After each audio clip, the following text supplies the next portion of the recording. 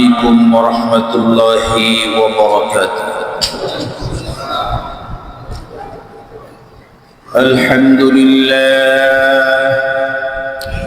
الحمد لله نحمده ونستعينه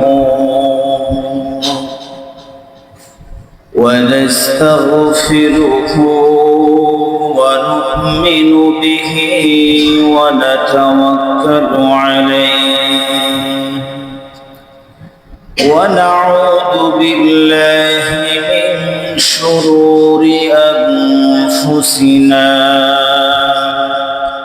ومن سيئات أعمالنا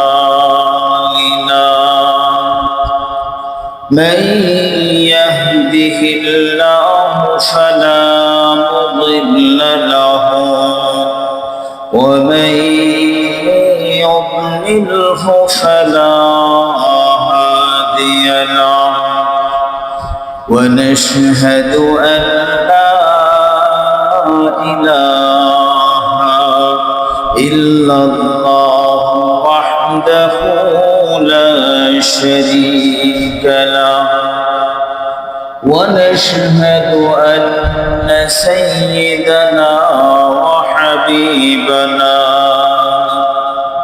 ومولانا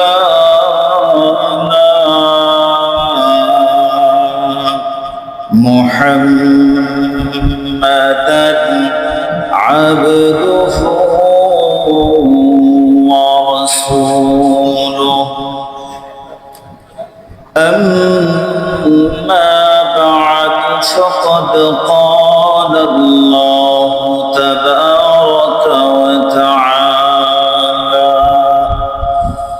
في كلامه المجيد وفرقانه الحميد أعوذ بالله من الشيطان الرجيم بسم الله الرحمن الرحيم فقلت استغفروا ربكم إنه كان غفارا يرسل السماء عليكم مدرارا ويمددكم بأموال وبنين ويجعل لكم جنات ويجعل لكم أنهارا وقال النبي صلى الله عليه وسلم من لزم الاستغفار جعل الله له من كل ضيق مخرجا ومن كل هم فرجا ورزقه من حيث لا يحتسب أو كما قال عليه الصلاة والسلام সকলেই দরুদ শরীফ পড়ি اللهم صل على محمد وعلى آل محمد كما صليت على إبراهيم وعلى آل إبراهيم إنك حميد مجيد اللهم بارك على محمد وعلى آل محمد كما باركت على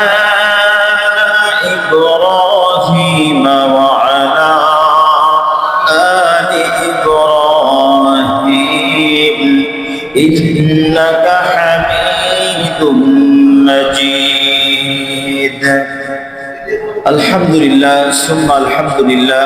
আল্লাহ পাকের দরবারে অসংখ্য অগণিত শুকর এবং সুজুদ যে আল্লাহ রাব্বুল আলামিন আমাদেরকে জুমার সালাত আদায় করবার জন্য তার ঘর মসজিদে এসে বসার তৌফিক দান করেছেন, এজন্য শুকরিয়া আদায় করি আলহামদুলিল্লাহ।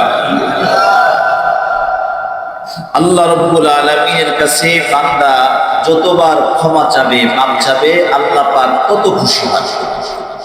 যত ক্ষমা চান আল্লাহ পাক তত খুশি হন। আল্লাহ পাককে মানুষ বান্দা যত ডাকে আল্লাহ পাক তত খুশি, যত ডাকবে তত খুশি। আর দুনিয়ার মানুষের হাইসিয়ত হলো যদি বারবার ডাকে বিরক্ত হয়ে যায়।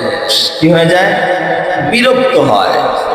সন্তান যদি বাবা বাবা বাবা বাবা বলতে থাকে, এই কি কবি কর তাড়াতাড়ি, এরকম ধমক দিয়ে বলি। মার কাছে এরকম বললে মায়ক কি এরকম শুনতে শুনতে যাবো বলে ফেলাও, এত ডাকো কেন? ঠিক কিনা? কিন্তু আল্লাহ পাককে যত ডাকবো যত ডাকবো আল্লাহ পাক তত খুশি, আল্লাহ পাক তত খুশি। আল্লাহ পাকের যে সুন্দর সুন্দর নাম আছে, যার যেটা মনে চায় সে সেটা বলে যদি ডাকে, রবকে যদি ডাকে তো রব খুশি হয়। বান্দার উপরে রব কি হন? কেমন খুশি হন? কুরআনুল কারীমের মধ্যে গতকালকে আমরা তারাবিতে তেলাওয়াত করছি, ইন্নাল্লাযীনা ক্বালু রাব্বুনাল্লাহ, যারা বলবে আমার রব আল্লাহ, যারা বলবে কি আমার রব হলো আল্লাহ, আমার রব আল্লাহ, ফালা খাউফুন আলাইহিম ওয়ালা হুম ইয়াহজানুন, তাদের কোনো ভয় নাই, তাদের কোনো টেনশন নাই দুনিয়াতে এবং পরকালে। যারা বলবে আমার রব আল্লাহ তাদের কোনো ভয় নাই, দুনিয়াতেও ভয় নাই, পরকালেও কি কোনো ভয় নাই। রবকে শুধু রব বলে ডাকলে, এর উপরে স্বীকার করলে। সূরা হামিম সিজদার মধ্যে আছে, ইন্নাল্লাযীনা ক্বালু রাব্বুনাল্লাহু থুম্মা ইসতাকামু তাতানাজ্জালু আলাইহিমুল মালায়েকাতু আল্লা তাখাফু ওয়া লা তাহজানু ওয়া আবশিরু বিল জান্নাতিল্লাতী কুনতুম তুআদুন।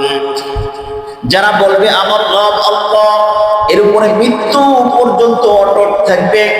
মৃত্যু পর্যন্ত আল্লাহ যে রব, আল্লাহ যে সৃষ্টিকর্তা, আল্লাহ যে রিজিক দাতা, এর উপরে দৃঢ়ভাবে থাকবে মৃত্যু পর্যন্ত। তাতানাজ্জালু আলাইহিমুল মালায়েকাতু, আল্লাহ রাব্বুল আলামিন যখন মৃত্যুর শয্যায় মৃত্যুর সময় হবে তখন আসমান থেকে ফেরেশতা পাঠায়া দিবেন। কি পাঠাবেন? ফেরেশতা পাঠায়া দিবেন। ওই মুমিন ব্যক্তির পাশে ফেরেশতারা বসে থাকবে, দাঁড়ায়া থাকবে, বসে থাকবে আর বলতে থাকবে, আল্লাহ পাকের মাহবুব বান্দা, তোমার কোনো ভয় নাই, তোমার কোনো টেনশন নাই। দুনিয়াতে তোমার বন্ধু হিসেবে ছিলাম, এখনো আছি, জান্নাত পর্যন্ত তোমার সাথে আমরা থাকবো। আল্লাহ পাকের মাহবুব বান্দা, আল্লাহর ভালোবাসার বান্দা, কোনো ভয় নাই। এই দেখো জান্নাতি সব নিয়ামত দেখা যায়, দেখো দেখো জান্নাতের সমস্ত নাজ নিয়ামত আল্লাহ পাক তোমার জন্য রেখে দিয়েছেন। অল্প সময়ের মধ্যে তুমি আমাদের কাছে চলে আসবা, আর আমরা তোমার এই রূহটাকে নিয়ে ইল্লিনের মধ্যে নিয়ে যাব। আসো আসো, দেখো মৃত্যুর সময়, যখন মৃত্যুর সময় ঘনিয়ে আসবে, মালাকুল মউতের সাথে অল্প সময়ের মধ্যেই সাক্ষাৎ হয়ে যাবে, তখন এই ফেরেশতারা বলবে, দেখো না তোমার কি অবস্থা। বিপদের মুহূর্তে যখন একটা ফোড়া গালবে, বিশাল বড় একটা ফোড়া হয়েছে, বা বাচ্চাদের যখন মুসলমানি করানো হয়, বিভিন্ন প্রকারের আনন্দের কোনো কিছু দেখানো হয়, গল্প শোনানো হয়, যারা মুসলমানি করে বিভিন্ন প্রকার কথাবার্তা বলে, যারা কাজ বাজ করে বিভিন্ন প্রকার কথাবার্তা বললে পরে দেখা যায়, আপনি এরকম কথা বলেন কেন, বা এই কাজগুলো করেন কেন, এই সমস্ত ভাষা ব্যবহার করেন কেন, যাতে কষ্টগুলো লাঘব হয়। কি হয়? কষ্টগুলো কি হয়? লাঘব হয়, কষ্ট যদি না হয়। তাই মৃত্যুর যন্ত্রণা এত কঠিন হবেই হবে। মৃত্যুর যন্ত্রণা আছে, অনেক কষ্ট, একটা রূহটা বের করা খুবই কষ্ট। ফেরেশতারাও জানে, আল্লাহ পাকও জানে আমার বান্দার কষ্ট হবে। যাও যাও আমার ফেরেশতারা, তোমরা যাও, আমার এই বান্দার পাশে বসে থাকো, আমার এই বান্দাকে সান্ত্বনা দাও, জান্নাতের হুর গিলমানগুলা দেখাও, জান্নাতের সমস্ত নাজ নিয়ামতগুলা দেখাও। এগুলা দেখতে দেখতে মালাকুল মউত আমার এই বান্দার রূহটা কবজ করে ফেলবে। আহা, কত শান্তি। নাহনু আউলিয়াউকুম ফিল হায়াতিদ দুনিয়া ওয়া ফিল আখিরাহ ওয়া লাকুম ফিহা মা তাশতাহি আনফুসুকুম ওয়া লাকুম ফিহা মা তাদউন। আল্লাহ পাক বলেন, ওই ফেরেশতারা তখন বলবে যে আল্লাহ পাক তোমার সাথে যে ওয়াদা করছিল, জান্নাতের ওয়াদা করছিল, এই দেখো জান্নাত সব তোমাদের জন্য রেডি, তুমি যা চাইবা আল্লাহ পাক সব কিছু তোমাকে দিয়ে দিবে। যা চাইবা আল্লাহ পাক সব কিছু দিয়ে দিবে। এখানে সুইচটি কেউ চেনেন? এখানে জান তো আমাদের মুয়াজ্জিন সাহেব বা খাদেম সাহেব একজন এখানে বসে থাকা উচিত। যখন খতিব সাহেব বয়ান করে কোনো কিছু প্রয়োজন হতে পারে, তাই না? একজন খাদেম অথবা মুয়াজ্জিন সাহেব অথবা প্রয়োজনে ইমাম সাহেব এখানে বসে থাকা উচিত। কারণ কি, মিম্বর থেকে ওঠা মুশকিল, কোনো কিছুর হাজত থাকতে পারে, একটা টিস্যু পেপার থাকতে পারে, যে কোনো জিনিস থাকতে পারে। এর জন্য উচিত এখানে একজন বসে থাকা। তারা যদি ব্যস্ত থাকে, কোনো একজন ব্যক্তিকে, কোনো একজন মুসল্লিকে এখানে রেডি করে রাখা উচিত। বয়ান করার সময় মেজাজ বেরিয়ে গেলে এটার ইয়া থাকে না। আল্লাহুম্মা সাল্লি আলা মুহাম্মাদ ওয়া আলা আলি মুহাম্মাদ কামা সাল্লাইতা আলা ইব্রাহিম ওয়া আলা আলি ইব্রাহিম ইন্নাকা হামিদুম মাজিদ। আল্লাহুম্মা বারিক আলা মুহাম্মাদ ওয়া আলা আলি মুহাম্মাদ কামা বারাকতা ওয়া আলা। যেটা বলতেছিলাম যে আল্লাহকে যদি আল্লাহ রব হিসেবে যদি কেউ ডাকে, আল্লাহ পাককে ডাকলে কি হয়? আল্লাহ খুশি। আল্লাহ পাককে ডাকলে আল্লাহ পাক খুশি হন। তওবা করলে আল্লাহ পাক খুশি হন যে বান্দা তুমি আমার কাছে তওবা করো, আমার কাছে ইস্তিগফার করো, তওবা করো, আমি বান্দা তোমার কাছে খুশি। কেমন খুশি হন? হাদিস আছে, হাদিস আছে। নবী আলাইহিস সালাম বলেন, মরুভূমির ময়দানে একজন ব্যক্তি, সে উট নিয়ে গেছে, উটের উপরে সে অনেক মাল সামানা প্রয়োজনীয় জিনিসপত্রগুলো নিয়ে গেছে। এমন এক জায়গায় পৌঁছেছে, তার খাবার দাবার পানিও সেখানে আছে, অনেক রাস্তা অতিক্রম করে যাবেন। ওই মুহূর্তে সে বোধহয় বিশ্রাম করতেছেন, ক্লান্ত হয়ে গেছে, বিশ্রাম করতেছেন। উটটা হারাই গেছে, খাবার দাবার সহ কি উট হারাই গেছে। সে ঘুমের থেকে উঠে দেখে উট নাই, সে পরেশান যে আমার এখন খাবার দাবার নেই, কোনো পানীয় ব্যবস্থা নেই, এখন যদি আমি যেখানে যাব সেখানেও যেতে পারবো না, আবার যে বাসায় ফিরে যাবো তাও যেতে পারবো, যেদিকে যাবো আমি মারা যাবো, খাবারের অভাবে মারা যাবো, এত হাঁটাও সম্ভব না মরুভূমির মধ্যে। সে করবে, এদিকে গেলেও মারা যাবে, পিছনে ব্যাক করলেও মারা যাবে, চিন্তা করতেছে তাহলে এখানে বসেই আমি শুয়ে একটু আরাম করি আর এখানেই মারা যায়। সে শুয়ে পড়ছে, বিশ্রাম করতে করতে ঘুমাই সে পড়ছে, ঘুমায় গেছে। ঘুমের থেকে উঠে দেখে কি তার ওই হারানো উটটা তার ওই মাল সামানা সহ আবার তার সামনে দাঁড়ায় আছে। তখন এই ব্যক্তি কেমন খুশি হবে বলেন তো দেখি? সে তো নিশ্চিত যে মারা যাবো, আমি আমার আর বাঁচার কায়দা নেই, শেষ, না খায়া মারা যাবো, পিছনে যেতে পারবো না, সামনেও যেতে পারবো না, মারা যাবো। তখন ঘুমের থেকে জেগে দেখে তার উটটি রেডি, সেই খাবার দাবার সব। আল্লাহু আকবার। তখন সে লাফতে উঠে যখন উটকে দেখলো, দেখে মানে খুশিতে খুশির খেলায় সে বলে ফেললো যে আল্লাহ তুমি আমার বান্দা, আমি তোমার, তুমি আমার বান্দা, আমি তোমার রব। উল্টা বলবে কি যে আমি তোমার বান্দা, তুমি আমার রব। সে খুশির ঠেলায় বলছে কি যে আল্লাহ তুমি আমার বান্দা আর আমি তোমার রব। উল্টে বলছে, খুশিতে বলে ফেলছে, এত খুশি হয়ে গেছে, মুখে যে কি আসছে ওটার কোনো খবর নাই। এই ব্যক্তি কেমন খুশি হয়েছে? আল্লাহ মেরা দোস্ত, যখন কোনো বান্দা গুনাহগার বান্দা যখন আল্লাহর কাছে তওবা করে, এই যে উট হারানো ব্যক্তি উট পাওয়ার পরে যেভাবে খুশি হয়েছে, কোন গুনাহগার বান্দা যখন আল্লাহর কাছে তওবা করে, আল্লাহ পাক এমন খুশি। সুবহানাল্লাহ, আল্লাহ পাক কেমন খুশি। সন্তান যখন অপরাধ করে, ঘর থেকে পলায় বের হয়ে গেছে বা খাইতে আসে না, সময় মতো আসতে আজকে দেরি হয়ে গেছে, কিন্তু এই জন্য বুঝতে পারছে যে গেলে পরে তো আমার মা আমার বাবা মাইক দিবে বা রাগারাগি করবে, সে ভয়তে আসে না। সে কোনো লোককে আজকে আর আসবে না, সে অন্য এলাকায় চলে গেল, সে সারাদিন পাল করলো। বাবা মা টেনশন করতেছে না? করতেছে কিনা? লাভ দেখেন, সহজভাবে বুঝি। এই সন্তান চিন্তা করতেছে আমি না যাব না, গেলেই তো মারবে, আমি আরো পরে যাই।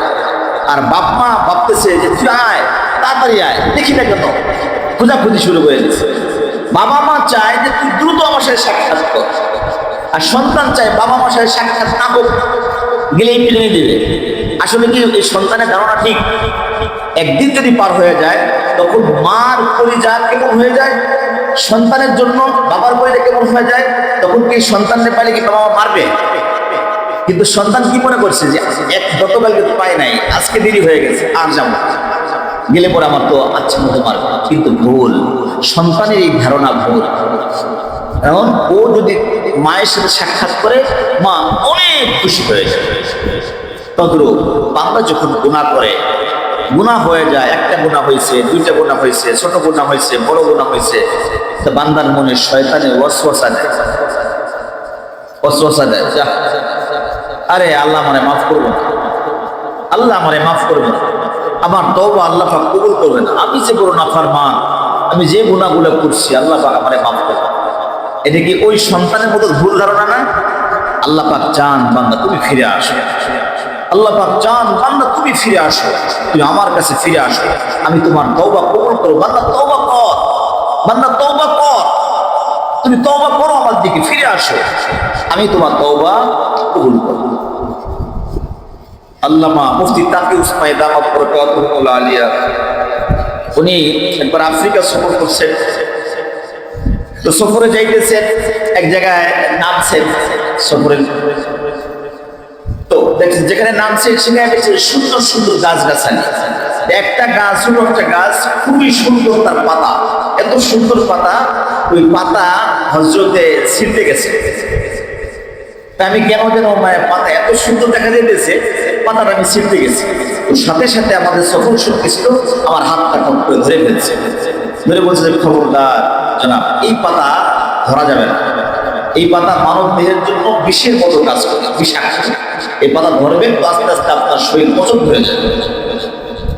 তো হুজুরি বলতেছেন যে আল্লাহ পাকের মেহেরবানি, জানি ধরার আগেই উনি আমার হাতটা ধরে ফেলছে, আমি আর পাতাটা ধরতে পারিনি। তো ওই ভদ্রলোক বললেন, দেখেন হুজুর, যে এই যে যেটা পাতা, বিষাক্ত পাতা, আল্লাহ পাক যে কত কুদরতওয়ালা, দয়াময়, মেহেরবান, এই পাতাটা মানুষকে পচায় ফেলায়, ধ্বংস করে ফেলায়, বিষ খেয়ে মানুষ পচে ভুলে যায়।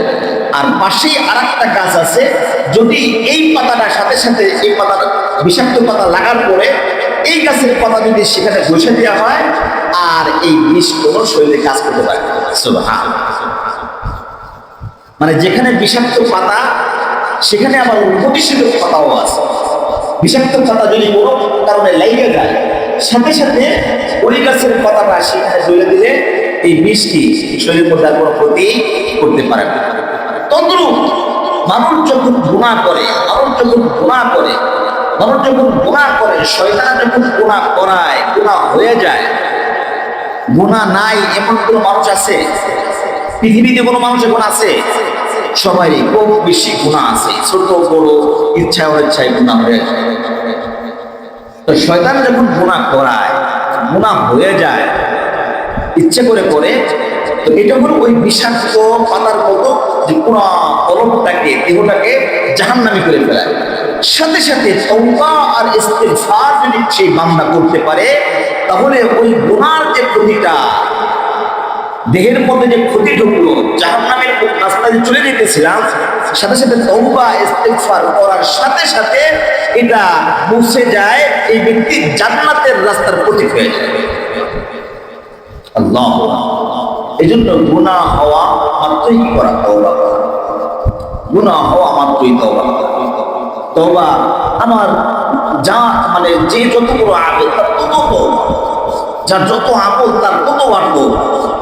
নবী করিম সাল্লাল্লাহু আলাইহি ওয়াসাল্লাম ইরশাদ করেন যে ইয়া আইয়ুহান নাস তুবু ইলাল্লাহ, হে লোক শুনো, তোমরা আল্লাহর কাছে তওবা করো। কেন? ফাইন্নী আতুবু ইলাল্লাহ ফাইন্নী আতুবু ইলাইহি ফিল ইয়াউমি মিআতা মাররা, কেননা আমি আমার রবের কাছে দৈনিক 100 বার তওবা করি। কে?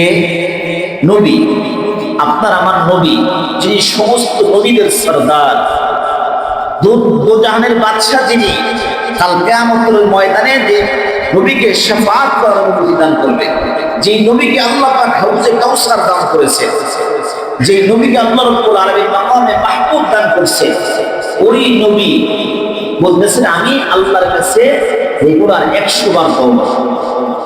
যার আগে পরে মানে কোনো গুনাহ নাই, নবীরা মাসুম, নবীরা মাসুম, তাদের কোনো গুনাহ নাই, তারা যদি 100 বার তওবা করতে পারে, তাহলে আপনার আমার কতবার করা উচিত?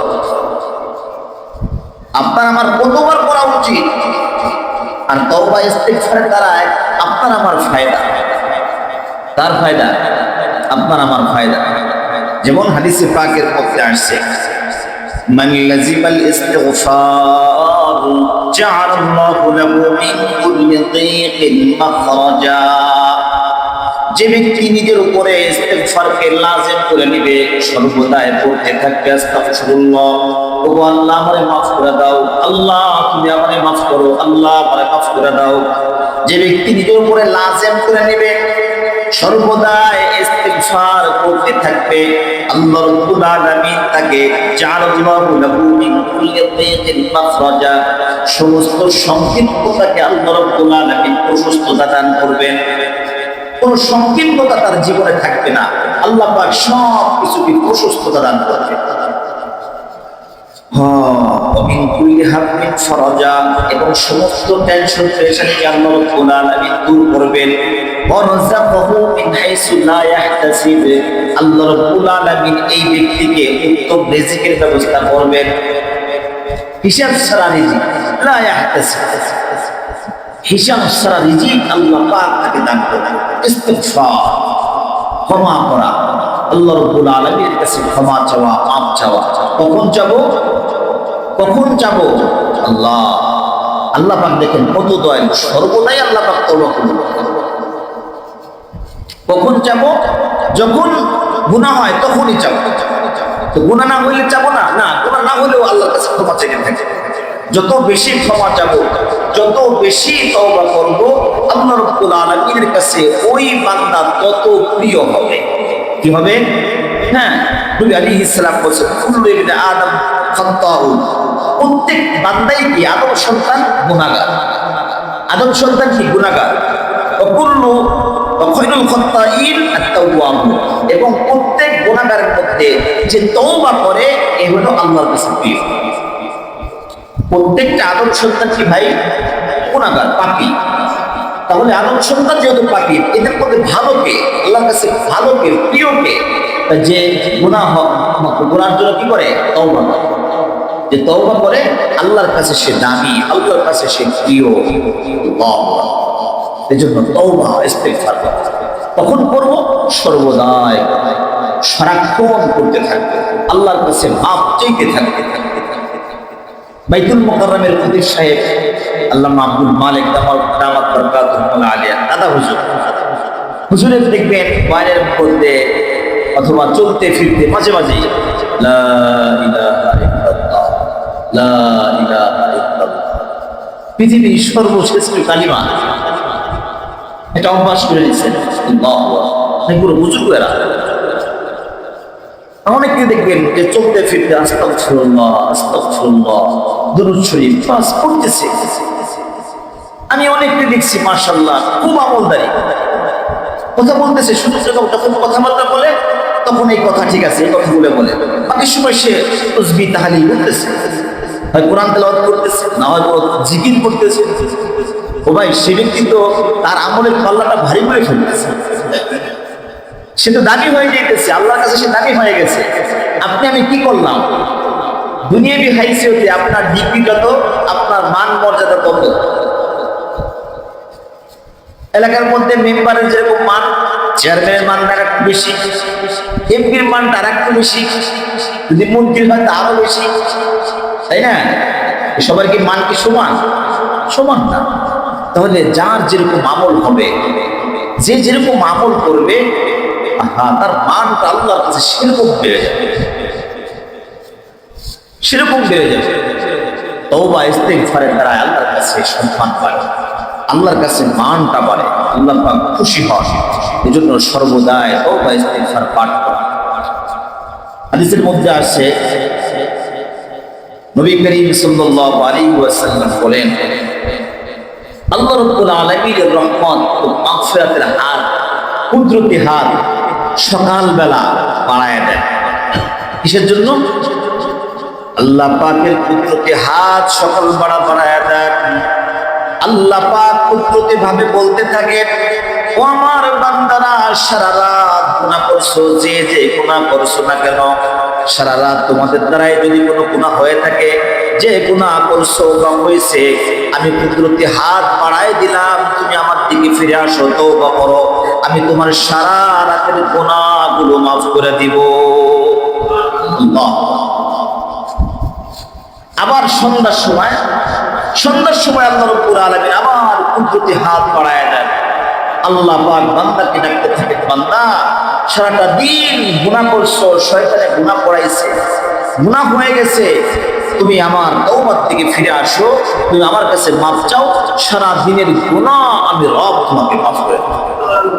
আল্লাহ, আল্লাহ পাক কত দয়া, আল্লাহ পাক কত দয়া। সূরা হুদের 3 নম্বর আয়াত আল্লাহ পাক বলেন, وَأَنِ اسْتَغْفِرُوا رَبَّكُمْ ثُمَّ تُوبُوا إِلَيْهِ يُمَتِّعْكُم مَّتَاعًا حَسَنًا إِلَى أَجَلٍ مُّسَمًّى।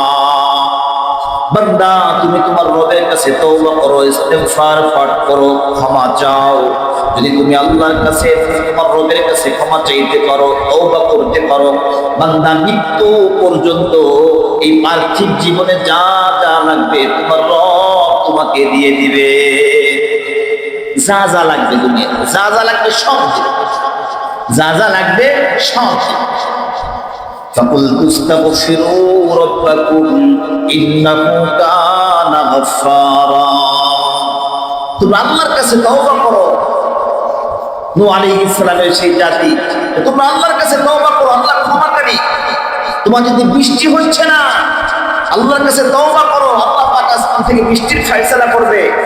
আল্লাহ পাক তোমাদের যে বাচ্চা কাচ্চা বন্ধ করে দিয়েছে, বাচ্চা কাচ্চা হচ্ছে না, তুমি আল্লাহর কাছে, তোমরা সবাই আল্লাহর কাছে তওবা করো, মাফ চাও, ক্ষমা চাও, আল্লাহ পাক তোমাদের বাচ্চা কাচ্চা দান করবে।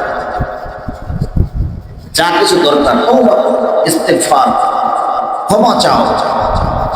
সময় চলতেছে, রমজান মাস শেষের দিকে ভাই, এই শবে বরাত দেখতে দেখতে রমজান শুরু হয়ে গেল, শেষ হয়ে যাচ্ছে। আজকে কয় রোজা? 23টা শেষ হয়ে গেছে না? আগামী শুক্রবার ঈদ অথবা শনিবার ঈদ, তাই তো? আগামী শুক্রবার অথবা রোজা যদি 29টা হয় শুক্রবারে ঈদ, রোজা যদি 30টা হয় শনিবারে ঈদ। শেষ, একটা সপ্তাহ শেষ, এখনো সময় আছে। নবী আলাইহিস সালাম শেষ দশকে, রমজানের শেষ দশকে কোমর বাইন্দা লাগিয়ে যেতে না বলে পরিবারের সবাইকে জাগায় দিতে, ওঠো আমল করো, কোরআন তেলাওয়াত করো, নফল জিকির আজকার করতে থাকো। আম্মা জান আয়েশা সিদ্দিকা রাদিয়াল্লাহু তাআলা আনহা বলে, ইয়া রাসূলুল্লাহ, আমি যদি লাইলাতুল কদর পেয়ে যাই, কোন দোয়া করব, কি করব আমি? নবী আলাইহিস সালাম শিখিয়ে দিলেন, এই দোয়া করবা, আল্লাহুম্মা ইন্নাকা আফুউন তুহিব্বুল আফওয়া ফাআফু আন্নী।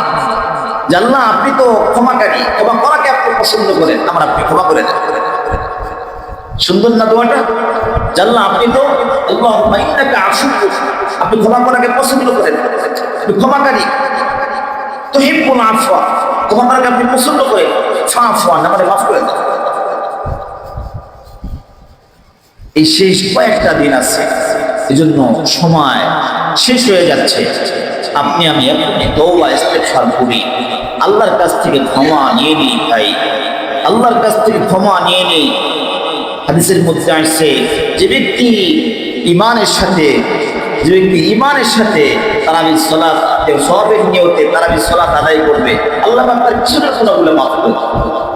যে ব্যক্তি ইমানের সাথে সওয়াবের নিয়তে লাইলাতুল কদরে ইবাদত বন্দেগী করবে, আল্লাহ পাক তার পিছনের সব গুনাহ মাফ করে দেবে। যে ব্যক্তি রমজানটা রাখবে সওয়াবের নিয়তে ইমানের সাথে, আল্লাহ পাক তার গুনাহগুলো মাফ করে দিবেন। আর যে ব্যক্তি নফল ইবাদত করবে, ফরজের সমান সওয়াব, একটা ফরজ করলে 70টা ফরজের সমান সওয়াব। সময় তো চলে যাচ্ছে, অফার শেষ হয়ে যাইতেছে, অফার বলে শেষ হয়ে যাইতেছে। মানুষকে খাওয়ানো, অনেক ফজিলতের কাজ। ইফতারের সময় খাওয়াই না, মানুষকে খাওয়াই। আমরা মনে করি কি যে আমার পকেটেরটা মনে হয় আর একটু খাওয়াই দিচ্ছে।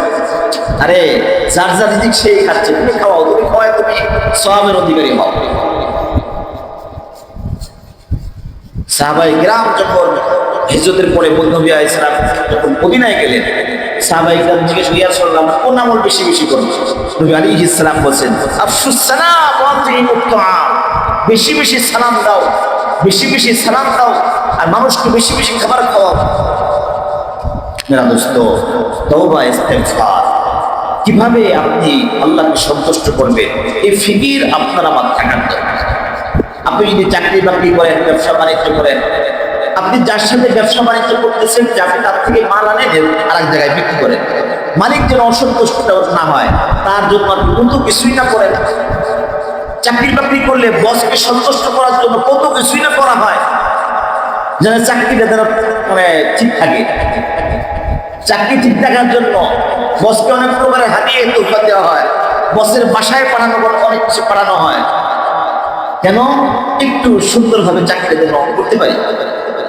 দোস্ত, আল্লাহকে সন্তুষ্ট করার ভাবে আপনার আমার ফিকির থাকতে হবে, চেষ্টা থাকতে হবে, আল্লাহকে সন্তুষ্ট করার চেষ্টা থাকতে হবে। যে আপনি যদি চেষ্টা করেন, আপনিও পারবেন আল্লাহকে সন্তুষ্ট করা। আল্লাহকে সন্তুষ্ট করা পৃথিবীর মধ্যে সব থেকে সহজ কাজ হলো আল্লাহকে রাজি করা। এই পৃথিবীর মধ্যে সব থেকে সহজ কাজ কি? আল্লাহকে রাজি করা। মাকে সন্তুষ্ট করাও কঠিন, কিন্তু আল্লাহকে সন্তুষ্ট করা সব থেকে সহজ। আল্লাহকে সন্তুষ্ট করা সব থেকে সহজ। আল্লাহকে সন্তুষ্ট করার জন্য চেষ্টা করা, ফিকির করা, কি করলে পরে, কিভাবে আমল করলে, কোন কাজটা বাদ দিলে, কোন কাজটা করলে আমার রব সন্তুষ্ট হবে, সেভাবে আল্লাহকে সন্তুষ্ট করা। তওবা করা, ইস্তেগফার, ক্ষমা চাওয়া। তওবা মনে রাখতে হবে, আল্লাহর সাথে যেগুলা কানেক্টেড ওগুলো আল্লাহ পাক মাফ করবেন, কিন্তু বান্দার হক খবরদার। বান্দার হক নষ্ট হলে ওই বান্দার হক বান্দা মাফ না করলে আল্লাহ পাক মাফ করবেন। এজন্য বান্দার হক 1 টাকা হইলেও কাল কিয়ামতের ময়দানে দিতে হবে। 1 টাকা হইলেও, 4 আনা পয়সা হইলেও বান্দার হক। এজন্য খবরদার। এই যে আমরা অনেক সময় দেখি যে খেলাধুলার সময় সরকারি জিনিসপত্র, কারেন্ট, ইট ইত্যাদি ব্যবহার করি। হায় হায়, পুরা বাংলাদেশের সমস্ত মানুষের হক ওখানে। আপনি সরকারি কোন একটা জিনিস ক্ষতি করলেন, আপনি প্রত্যেকটা মানুষের কাছে আপনি সরকারি জিনিস যদি এরকম হয়। এই জন্য খবরদার, সাবধান, বান্দার হক যেন নষ্ট না হয়। বান্দার হক আদায় হবে, আল্লাহর কাছে মাফ চাইলে আল্লাহ মাফ করবে। বান্দার হক নষ্ট করে বারবার হজ করা, বারবার উমরা করা, কাবা শরীফে যায় তওয়াফ ইতিকাফ করা, মসজিদে এসে সবাই সামনের কাতারে নামাজ পড়া, তাকবীরে ওলার সাথে নামাজ কালাম পড়া, বিশাল বড় দাড়ি, বড় বড় তসবিহ, মেয়ের হক আদায় করে নেয়, ধরা খাবে কালকে। আমার সন্তানদের মধ্যেও তাকসীর, 100% হক নষ্ট করলে আপনি ধরা খাবেন। এটা আমার কথা না, কোরআন হাদিসের কথা। বিবির হক আছে, সন্তানের হক আছে, ভাই বোনের হক আছে, পিতামাতার হক আছে, প্রতিবেশীর হক আছে, আত্মীয় স্বজনদের হক আছে, মহল্লাবাসীর হক আছে, এগুলোকে আপনি একটাকে আপনি ছোট বড় করার কোনো সুযোগ নাই। আপনি বসেন, কোরআন এবং হাদিস দিয়ে আপনাকে দলিল দেবেন। আপনি হক নষ্ট করবেন, আপনি যত বড় আমল করেন না কেন, জাহান্নাম ছাড়া কোনো গতি নেই। এই বান্দার হক গুলো নষ্ট, মানে আগে হক আদায় করতে হবে, এরপর সে আল্লাহর সাথে যেগুলো নামাজ পড়তে পারি নাই, রোজা রাখতে পারি নাই, এই করতে পারি নাই, মিথ্যা কথা বলছে, গালি দিচ্ছে, জিনা হয়ে গেছে, সুদ খাইছে, আল্লাহর কাছে গায়ে মনোবাক্যে মাপ চাই, আল্লাহ মাফ করে। কিন্তু বান্দার হক, প্রতিবেশীর হক নষ্ট করছো, আত্মীয় স্বজনের হক, ভাই বোনদের হক, পিতামাতার হক কাজ হবে না, সন্তানের হক কাজ হবে না। সব ঠিক, এদেরকে সব ঠিক করে এরপরে আল্লাহর কাছে মাপ চাইতে হবে। বুঝে আসছে না ভাই? রোজার মাস শেষের দিকে আমরা এখন বেশি বেশি একটু আমল করি, কয়েকটা বেজর রাত্রে আছে, আমরা খুব নফল ইবাদতের সময় কাটাই, বেশি বেশি আল্লাহর কাছে কান্নাকাটি করি, রোনাজারি করি। এই রমজান মাসে আমরা আল্লাহ পাকের কাছ থেকে মাফ নিয়ে নিই। আল্লাহ রাব্বুল আলামিন আমাদের সকলকে খালেস তওবা করার তৌফিক দান করেন, সকলে বলে আমিন। ওয়া আখিরু দাওয়ানা আলহামদুলিল্লাহি রাব্বিল আলামিন। যা সুন্নত কই নেই, মেহেরবানি করে সুন্নত কই নেই।